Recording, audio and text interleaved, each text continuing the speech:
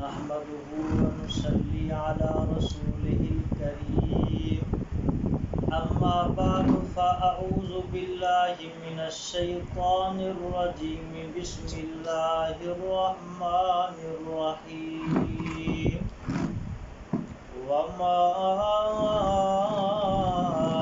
أرسلناك إلا رحمة للعالمين قال النبي صلى الله عليه وسلم أنا سيد ولد آدم ولا فخر أو كما قال النبي صلى الله عليه وسلم صدق الله وصدق رسوله النبي الكريم ونحن على ذلك لمن الشاهدين والشاكرين والحمد لله رب العالمين إن الله وملائكته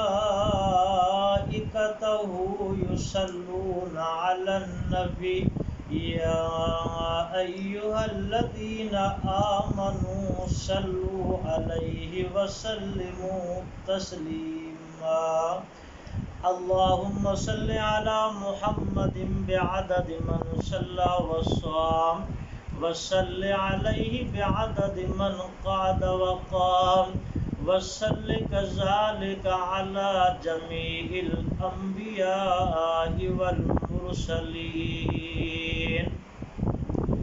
برادران اسلام معزز سامعین जेका मूं आयत तिलावत कई आहे इन आयत जे अंदर अल्लाह तबारक व तआला पंहिंजे महबूब मुहम्मद मुस्तफ़ा सल्लल्लाहु अलैहि वसल्लम जो शान ऐं मक़ाम ऐं मर्तबे खे बयान फरमायो आहे।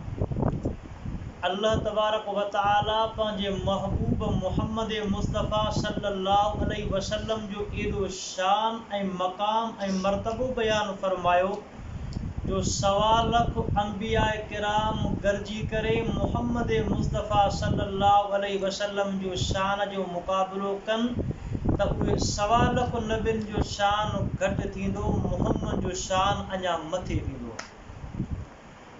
बुज़ुर्गनि खोड़ सारा इमामुल अंबिया सल्लल्लाहु अलैहि वसल्लम जी ज़िंदगी जा वाक़िया मुख़्तलिफ़ पहलू ते बयान फरमाया। जेका मूं आयत तिलावत कई आहे इन जे अंदर अल्लाह तबारक व तआला फरमायो त ए मुंहिंजा महबूब असां तोखे सिर्फ़ मके जे लाइ न, मदीने मुनव्वर जे लाइ न, अरब ममालिक जे लाइ न, सऊदी अरब जे लाइ न, बल्कि रब तो फरमाए त वमा अरसलनाक इल्ला रहमतन लिल आलमीन ए मुंहिंजा महबूब समूरनि जहाननि जे लाइ मां रब तो मुहम्मद खे रहमत वारो बनाए करे पैदा फरमायो आहे। त इमामुल अंबिया सल्लल्लाहु अलैहि वसल्लम असांजे तव्हांजो नबी रहमत वारो पैगंबर आहे। जंहिं जगह ते इमामुल अंबिया सल्लल्लाहु अलैहि वसल्लम हूंदा हुआ उते अल्लाह जी रहमत जो मींहुं वसंदो हुयो। त क़ुरान पाक जे अंदर अल्लाह तबारक व तआला इन आयत में पंहिंजे महबूब जी रहमत खे बयान फरमायो आहे। फरमाए थो वमा अरसलनाक इल्ला रहमतन लिल आलमीन ए मुंहिंजा महबूब मां रब तोखे रहमत वारो बनाए करे पैदा फरमायो। इमामुल अंबिया मुंहिंजो महबूब मुहम्मद मुस्तफ़ा सल्लल्लाहु अलैहि वसल्लम मुसलमाननि जे लाइ रहमत, काफ़िरनि जे लाइ रहमत, इंसाननि जे लाइ रहमत, पर जानवरनि जे लाइ बि रहमत वारा थी करे आया। छो त अल्लाह तबारक व तआला पंहिंजे महबूब सल्लल्लाहु अलैहि वसल्लम खे रहमत वारो बनाए करे पैदा फरमायो आहे। हदीस मुबारक में इमामुल अंबिया सल्लल्लाहु अलैहि वसल्लम जे मुतअल्लिक़ अचे थो पाण पंहिंजे सहाबनि सगोरनि सां गॾु वेठा आहिनि, महफ़िल वेठी आहे, सहाबनि सगोरनि जी जमात काइनात जो सरदार। मां हीअं मिसाल ॾेई करे बयान कंदो आहियां। इमामुल अंबिया सल्लल्लाहु अलैहि वसल्लम जॾहिं सहाबनि सगोरनि जी कचहरी में हूंदा, महफ़िल में हूंदा त ईअं मालूम थींदो हुयो, पाण ईअं लॻंदा हुया जीअं 14 जो चंड सितारनि में चमकंदो आहे, मुहम्मद मुस्तफ़ा सल्लल्लाहु अलैहि वसल्लम ईअं चमकंदा हुया। सहाबिन सगोरन जी महफ़िल कचहरी हले थी, अल्लाह जी ॻाल्हि हले थी, मुहम्मद जो अज़मत बयान थिए थी, शान बयान थिए थो। सहाबी सगोरा बयान करे थो त असां साम्हूं ॾिसूं त हिकिड़ो मस्तु उट आहे जेको भॼंदो अचे थो, बाक़ाइदे बुल ॾींदो अचे थो।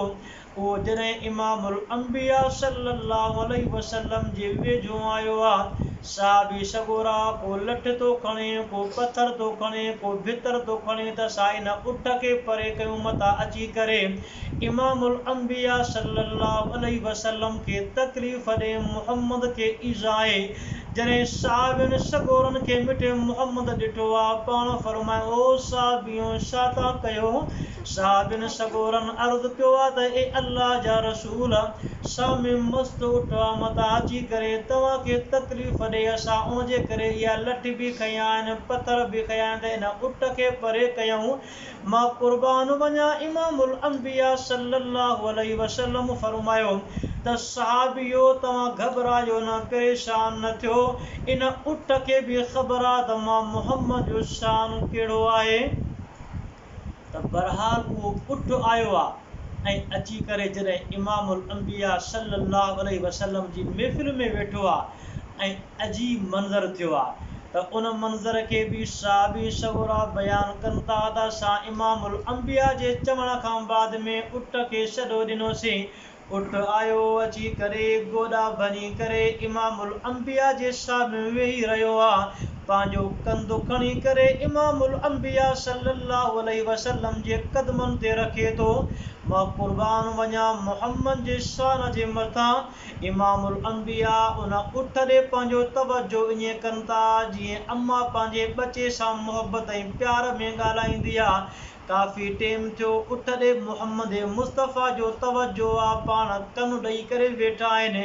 आख़िर में जॾहिं उठ परते थियो आहे, पैगंबर साईं फरमाए ओ सहाबियो तव्हांखे ख़बर आहे त उठ छाजे करे आयो आहे? सहाबी सगोरा चवनि था अल्लाह व रसूलुहु अअलम, साईं अल्लाह खे ख़बर आहे, ॿियो तो मुहम्मद मुस्तफ़ा सल्लल्लाहु अलैहि वसल्लम खे ख़बर आहे, असांखे कहिड़ी ख़बर? पैगंबर फरमायो त इहो उठ अची करे मां मुहम्मद खे पंहिंजे मालिक जी दाह थो ॾे, चवे थो ओ रहमत वारा पैगंबर, मां ॾिठुमि दुनिया जे अंदरि त मां उठ खे अगरि इंसाफ़ मिलंदो त मुहम्मद जी ख़िदमत में मिलंदो, तंहिंजे करे मुंहिंजो अर्ज़ु इहो आहे त अल्लाह जा रसूल, तूं सिर्फ़ु इंसाननि जे लाइ न बल्कि जानवरनि जे लाइ बि रहमत वारो पैगंबर थी करे आयो आहे। हाणे हिन उठ अची करे पंहिंजे मालिक जी दाह ॾिनी आहे त ओ रहमत वारा पैगंबर, मुंहिंजे मालिक खे घुराए करे पारद कर त मूंखे कमु भले कराए, मूंखां मज़दूरी महिनत भले कराए, पर मूंखे चारो खाराए त पेट में त ड्रव कराए।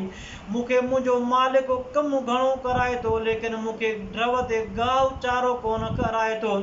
उन रहमत वारे पैगंबर खे जॾहिं उठ अची करे दाह ॾिनी आहे त इमामुल अंबिया सल्लल्लाहु अलैहि वसल्लम उन उठ जी दाह ॿुधी करे उन उठ जी दाह बि वरनाई आहे ऐं मालिक खे घुराए करे चवनि था त हिन उठ खां कमु भली वठो, मज़दूरी भली वठो, पर मां तोखे चवां थो, मुहम्मद पैगंबर चवाए थो त उठ खां कमु भली वठो, पर इन उठ खे चारो कराए, चारो खाराए करे ढव कराए, छो त इमामुल अंबिया सल्लल्लाहु अलैहि वसल्लम खे अल्लाह ताला रहमत वारो बनाए करे मोकिलियो आहे। तॾहिं फरमाए थो वमा अरसलनाका इल्ला रहमतन लिल आलमीन, ए मुंहिंजा महबूब, मां रब तोखे रहमत वारो बनाए करे पैदा कयो आहे। जंहिं जॻह ते मां अल्लाह जी रुबूबियत हूंदी, उन जॻह ते तो मुहम्मद जी रहमत ई रहमत हूंदी। त मुंहिंजा मोहतरम दोस्तों, असां उन रहमत वारे पैगंबर सल्लल्लाहु अलैहि वसल्लम जा उम्मती आहियूं। असांजे मथां लाज़िम आहे त अल्लाह जे महबूब मुहम्मद मुस्तफ़ा सल्लल्लाहु अलैहि वसल्लम सां मोहब्बत ऐं प्यार कयूं। सल अल्लाह साईं अमल जी तौफ़ीक़ नसीब फरमाए। व आख़िरु दावाना अनिल हम्दुलिल्लाहि रब्बिल आलमीन।